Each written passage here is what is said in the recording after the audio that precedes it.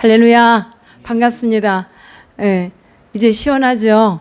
그래도 한낮에는 무지 덥지만 숨이 쉴 수 있는 정도의 기운인 것 같습니다. 오늘 감사와 배려하는 마음이라 했는데, 감사와 배려하는 마음 그 앞에 사도 바울이 헌금에 대한 감사와 배려하는 마음이 이 4장 10절에서 20절까지 보면 우리가 23절까지 또 그 은혜를 느낄 수가 있습니다. 본문을 구체적으로 살펴보면 바울 사도는 빌립보 교인들의 지속적인 물질적 지원에 대한 감사의 뜻을 밝히면서 자기 간증적 내용을 곁들임으로써 자신이 단지 빌립보 교인들이 보낸 물질로 인해 감사하는 것이 아니라 그 물질 속에 담긴 빌립보 성도들의 마음, 그들의 신앙, 그들의 사랑에 대해서 감사하며 이렇게 우리에게 이렇게 말씀을 나누는 걸 볼 수가 있습니다. 이를 힘입어서 물질적 고충을 해결받았기 때문에 이로 인한 기쁨뿐만 아니라 복음 사역에 동참한 일로 기뻐하며 감사한 것입니다. 본인이 이렇게 선교 사역을 할 때에 성도들 하여금 이와 같은 그런 지극정성의 사랑과 헌신에 대한 그 감사함을 강조하고 있는 말씀입니다. 10절에서 뭐라고 합니까? 크게 기뻐한다고 했어요. 그죠? 바울의 복음 사역에 있어 생명력을 발견함으로 크게 기뻐하며 물질, 이 헌금으로 인한 그 마음으로 기도로 동참해진 이 귀한 성도들에게 새싹이 나는 것 같다고, 싹이 나는 것 같다고 했어요. 싹이 나는 것처럼 기쁘다. 새싹을 말해요. 그것이 얼마나 기쁜지 10절에서 이렇게 말을 하고 있는 겁니다. 자족할 줄 아는 사람은 감사하며 배려하는 마음을 갖습니다. 11절로 13절의 말씀을 보며 먼저 우리 성도는 어떠한 형편에서든지 자족할 줄 알아야 되고 자족할 줄 아는 그 삶을 배워가야 합니다. 어떠한 형편이란 두 가지를 말하는데, 풍요로운 삶과 궁핍한 그런 환경에 처할 때를 말하고 있는 것입니다. 모든 환경 속에서 참 만족을 누리며 마음의 평안 얻기를 원한다면 능력의 하나님만을 의지하는 생활을 해야만 합니다. 믿습니까? 아멘. 네. 이는 주 안에서 성숙한 신앙의 필수 조건이 되겠습니다. 주 안에서 능력의 하나님만을 의지하고 바라보는 것은 필수란 말이에요. 우리 성도들이 신앙생활하는 데 있어서 풍요함과 궁핍감 가운데서 자족함을 이렇게 가지라는 말을 하는 거예요. 자족이란 말은 환경과 상관없이 스스로 만족할 줄 아는 자기 충족감을 의미합니다. 사랑하는 여러분, 이게 잘 이루어지고 있는지요? 내게는 이와 같은 삶이 잘 이루어지고 있습니까? 자족할 줄 아세요? 그냥 그래요? 근데 오늘 사도 바울을 통해서 우리가 다 배워야 돼요. 뭐 풍성할 때만 감사하라, 기뻐하라, 힘이 난다, 이런 말씀이 아닙니다. 사랑하는 여러분, 매우 안타깝게도 우리뿐만 아니라 많은 사람들이 이 말씀을 제대로 실천하지 못하고 있어요. 그런 듯 합니다. 그렇기 때문에 매사에 감사가 없고, 때문에 감사가 없는 그 신앙에서 뭐가 나오겠어요? 그냥 스스로 힘이 빠져나가는 거지. 풍선에 바람 불었다 어디 쭉 바람 빠지듯이 우리 신앙생활이 그러다 보면은 비굴해져요. 자신에 대한 어떤 비굴해지고 극복을 잘 못하다 보니까 살아가는 게 점점 하루하루가 살기가 힘들어. 하루하루 사는 게 급급하다.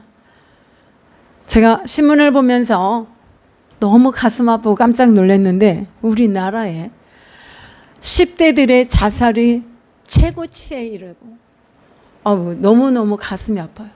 10대들이 어른들이 아주 그냥 그 50대, 60대, 40대 뭐 이렇게 20, 30대 왜 사람들이 죽냐고요. 이 안에 오늘 말씀이 우리 에슬라미의 TV를 함께 하고 계신 분들도 보시고 자족함을 배울 수 있기를 축복합니다. 너무나 간절했습니다. 진정한 믿음과 성숙한 신앙을 소유한 자는 웬만한 병지풍파 이러한 삶 속에서도 어려움 가운데서도 끄떡하지 않습니다.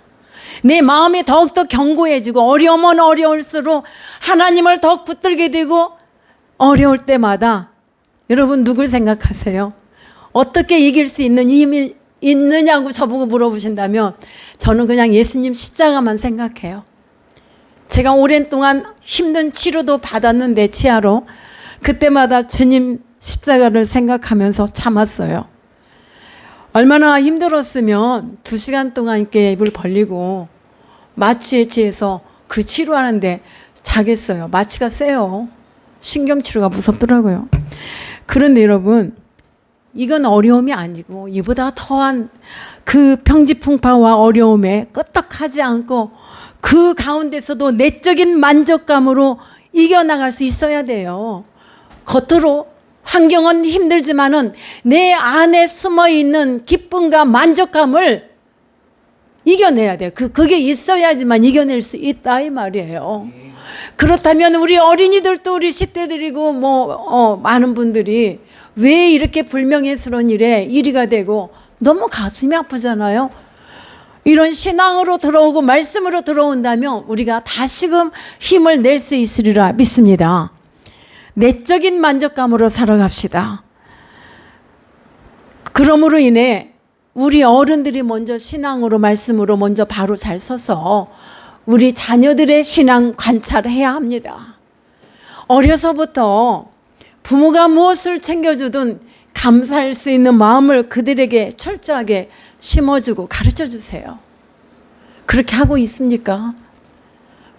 요즘 아이들 풍족하게 살아요. 옛날에 비하면. 그런데 감사합니까 그들이? 욕구불만이 더 많아질 거려 아마. 그런 상황이라면 말씀으로 신앙교육을 우리 부모들이 더 제대로 시켜야 될 줄 믿습니다. 이와 같은 신앙의 소유자들이 다 되시길 축복합니다.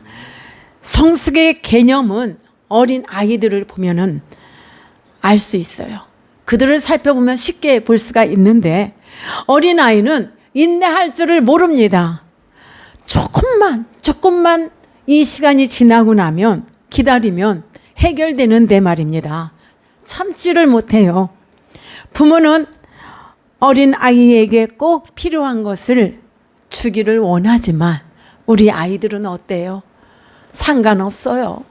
부모의 마음과 상관없이 내가 필요한 것, 내가 원하는 것만 좋아하고 찾습니다. 그러므로 부모는 어떻게 해요? 이것이 너에게 지금 가면은 안 된다는 걸 알고 있는 부모는 통제합니다. 이와 같이 하나님께서도 자족함을 배우게 하기 위해서 모든 것을 다 공급해 주시려고 준비를 다 해놓고 계시지만 빨리빨리 다 안 주세요. 느껴봤죠? 빨리빨리 다 안 주신단 말이에요. 왜요? 자족함을 배우라고요. 때로는 공급을 중단을 일부러 하시는 겁니다. 우리가 신앙생활할 때에 간수적으로 하지만 그 어떠함에도 말씀 가운데서 진정성 있는 그런 신앙생활을 할 수 있기를 예수님의 이름으로 축복합니다.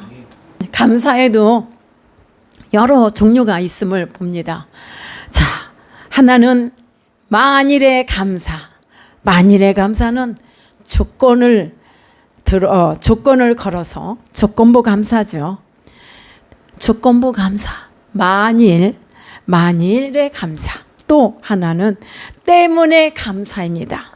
때문에 좋았던 일에는 감사하지만 좋지 않은 일에는 감사하지 않는다. 이거는 분명히 좋은 일에는 감사하지만 좋지 않은 일에는 원망과 불평이, 애통이 따르는 감사라 이 말입니다. 그 다음 마지막 하나는 그럼에도 불구하고 감사.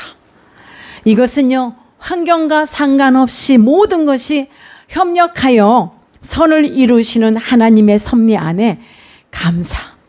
여러분, 이 세 가지 감사 중에 나는 어떤 유형에 속한가 생각해 보셨어요? 그럼에도 불구하고 감사 하기를 축복합니다. 아멘. 여러분, 나는 이와 같은 유형이 되어서 중요하게 생각할 점은 자족의 비결이란 우리 인생의 목표는 예수님께 붙들림 바 되는 거예요. 이것이 예수님께 붙들림 바 되는 것이 여러분의 목표가 되어야지. 내가 지금 물론 어려워서 돈이 필요하지만 돈이 필요하다 해갖고 돈에 붙들림 받으면 우리 인생 망해요. 실패해요. 그렇지 않겠어요? 때문에 우리는 주님께 붙들림 받는 게 나의 인생의 목표가 되시기를 축복합니다. 자, 13절의 말씀 한번 보면은요. 내게 능력 주시는 자 안에서 내가 모든 것을 할 수 있느니라. 나 모든 것 할 수 있어. 좋아요. 그러나 오늘 13절에 있는 이 말씀의 능력이라는 이 말씀에 대해서 우리가 배워야 할 것이 분명히 있습니다. 그 어떠함에도 감사. 그 어떠함이란 내가 풍족할 때나 가난하고 궁핍할 때도 이렇게 믿는 자에게 불가능은 없다는 의미로 쓰여지는 이 말씀이 아닙니다. 문맥을 보았을 때는 자족의 비결을 말하고 있는 것입니다.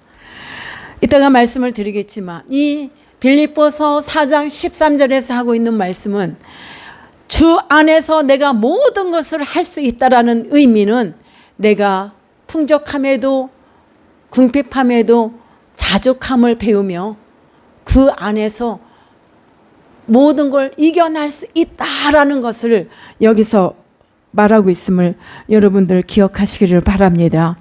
자족하는 신앙은 삶 속에서 배움으로 획득할 수 있습니다. 내게 능력 주시는 자 안에서 내가 모든 것을 할 수 있느니라. 이 말씀은 믿는 자에게 불가능은 없다라고 쓰여지는 말로 보이는데 아니고요. 많은 분들이 이렇게 생각하고 있던데요. 그래요. 보면 빌립보서 4장 13절에서 말씀했잖아. 내가 모든 거 다 할 수 있다고. 문맥을 보면 이 말씀은 어떤 여건 속에서도 만족할 수 있다라는 의미를 나타내고 있으므로 자족할 수 있는 비결을 배워야 한다는 것입니다. 믿는 자들의 신앙생활에 있어 불가능은 없다라는 이 말씀은 어디서 찾아봐야 되냐면 마가복음 9장 23절의 말씀입니다. 이 말씀과 함께 성도들이 담대하고 확신 있는 신앙생활을 묘사할 때 자주 인용하는 그런 말씀인데요. 이 빌립보서 4장 13절과 마가복음 9장 23절의 말씀을 구분해서 여러분 잘 이해하시고 삶 속에서 적용하시기를 축복합니다. 반드시 이건 구분해야 됩니다. 우리 믿는 자들 모든 걸 할 수 있다. 그 말씀은 마가복음 9장 23절. 내가 자족함을 배우기 위해서는 어려울 때나 풍요로울 때나 그 어떠함에도 감사할 수 있는 것은 빌립보서 4장 13절로 가자. 아멘. 사랑하는 여러분, 하나님 나라와 복음과는 상관없이 자기 자신의 유익을 위해 사는 성도가 있다면 어떻게 생각하십니까? 이는 하나님의 능력에도 예수님의 이름에도 크게 관심이 없는 사람이라고 말할 수 있어요. 그냥 그저 능력, 나 자신만을 위한 능력 상관없어요. 나만을 위한 능력, 그 안에 예수님도 하나님도 관심 없고 빠져 있다라는 거죠. 이런 분은 아마도 하나님의 능력보다 사랑의 매가 더 필요할 것입니다. 하나님의 따끔한 사랑의 매. 힘든 세상 치열한 경쟁 속에서 하나님의 능력을 부여받기 위해서는 내 인생의 목표는 아까 뭐라 했죠? 예수님께 붙들린 자라. 이렇게 예수님께 붙들리는 것이 여러분 한번 따라서 해보십시오. 주님 한 분만으로 나는 만족해. 한 분만으로 나는 만족해. 이것이 예수님께 붙들림 받은 자라. 사랑하는 여러분, 예수님은 포도나무를 하셨어요. 근데 예수님이 우리를 향해서 너희는 포도나무 뭐라? 가지. 이 나무에 이 가지들이 다 이렇게 붙어 있어야지 그 포도나무가 가지가 거기에서 열매를 맺고 풍성하게 살 수가 있는데 이 가지에서 포도나무에서 떨어져 나가는 가지 살아요? 똑같은 의미입니다. 주님의 능력을 받기 위해서는 나의 약함을 주님께 고하고 자랑을 해야 돼요. 여러분 주님 앞에서 나 잘났다고 자랑하지 마시고 나의 연약함을 고백하시기를 축복합니다. 이렇게 연약함을 나의 부족함을 자랑을 해야 돼요. 뭐 말이 자랑이지 고백을 하라는 거예요. 자, 이렇게 많이 말씀을 드려보세요. 그러면은 오히려 온전한 자로 우리 주님께서 여러분들을 세워주실 줄 믿습니다. 그러면 어떻게? 나의 부족함을, 나의 연약함을 항상 주님께 말해서 언제까지? 온전해질 때까지 고함으로 말미암아 여러분들이 온전한 자로 살아갈 수 있습니다. 18절에서 또 바울은 뭐라고 하냐면 빌립보 성도들이 드린 헌금에 대해서 향기로운 제물이라 합니다. 자, 바울이 옥에 갇혔을 때에 그들은 그냥 있지 않았습니다. 교회 안에서 그들은 하나님 앞에 에바브로디도를 통해서 헌금을 전달을 했어요. 바울은 그 헌금을 에바브로디도를 통해서 분명히 받았지만 바울이 받았지만 하나님께서 동일하게 받으신 향기로운 제물이라 향기로운 제물이 된 것이다라는 말씀입니다. 너희 물질이 있는 곳에 누구의 마음? 내 마음이 있다고 했어요. 그 마음이 하늘에 쌓아두면 도적이 없다고 했어요. 근데 땅에다 쌓아두면 도적 맞아요? 안 맞아요? 도적들이 있어요. 그래서 너희 마음을 드림으로 말미암아 하나님께서 이미 기쁘게 동일하게 받으셨다라는 것을 사도 바울이 우리에게 전해주고 있습니다. 주님을 기쁘시게 한 나눔이 이 나눔의 빈 자리. 자, 주님을 기쁘시게 하기 위해서 나눌 때 자리가 비어 있어요. 근데 그걸 누가 채우십니까? 하나님이 채우신다는 거예요. 그 빈자리는 분명히 우리 하나님께서 하나님의 공급으로 또다시 채워주십니다. 그러므로 너희는 인색함이 없이 자원하여 마음에 원하는 대로 드려야 한다라고 고린도후서 9장 7절에서도 말씀을 합니다. 하나님께서 무엇으로 채워주실까요? 너희 모든 쓸 것을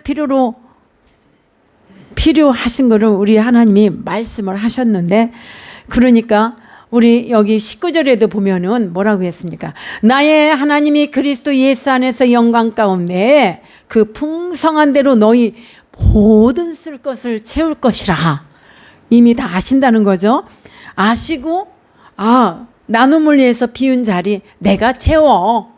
모든 것을 아시는 하나님이 모든 것을 풍요롭게 채워주신다고 분명히 빌립보서에서 말씀하십니다. 착한 일을 하게 하기 위하여 넘치게 하신대요. 하나님이 우리로 하여금 우리가 착하게 살기 위해서 착한 일을 할 수 있게 고린도후서 9장 8절에서 말씀합니다. 하나님이 능히 모든 은혜를 너희에게 넘치게 하시나니 이는 너희로 모든 일에 항상 모든 것이 넉넉하여 모든 착한 일을 넘치게 하게 하시기 위해서 그렇게 풍요롭게 하신다는 말씀입니다. 19절 말씀 좀 전에 말씀을 드렸잖아요. 나의 하나님이 그리스도 예수 안에서 영광 가운데 그 풍성한 대로 너희 모든 쓸 것을 채우시리라. 예, 빌립보서 4장 6절에 보면은 우리가 모든 것을 감사함으로 간구하라고 말씀드렸었어요. 자, 그러고 나서 이 말씀을 가지고 19절로 와요. 기도하시고 나서 여러분 4장 6절의 말씀을 인용하여 기도하시고 그 다음에 19절로 오셔서 이 말씀을 한번 생각하세요. 그러면 내 마음이 어떠해질까? 하나님이 막 공급해 주시는 거, 내려주시는 것 같아. 그 느낌을 받으시라고요. 이것이 신앙의 삶이지 말씀으로 가는 삶입니다. 나의 하나님이라 고백하는 거 아무나 다 할 수 있는 거 아닙니다. 나의 하나님. 그런데 이 고백을 누가 하냐면 사도 바울이 하고 있어요. 나의 하나님. 나의 하나님이라고 고백할 수 있기를 축복합니다. 바울이 할 수 있다면 나도 할 수 있는 거예요.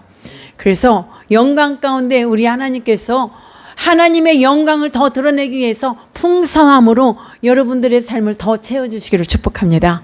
나의 하나님이란 수식어 앞에 이 숨겨진 뜻이 있는데 뭐냐면 그리스도 예수 안에서 영광 가운데 그 풍성한 대로 모든 쓸 것을 채워주셨던 바울의 고백. 이 바울이 그냥 나의 하나님이라고 하는 게 아니에요. 사실상 바울이 이렇게 선교 사역을 하는데 그 고난 중에 뭐 갇히기도 하고 이런 삶을 수십 번 했는데 얼마나 어려웠겠어요.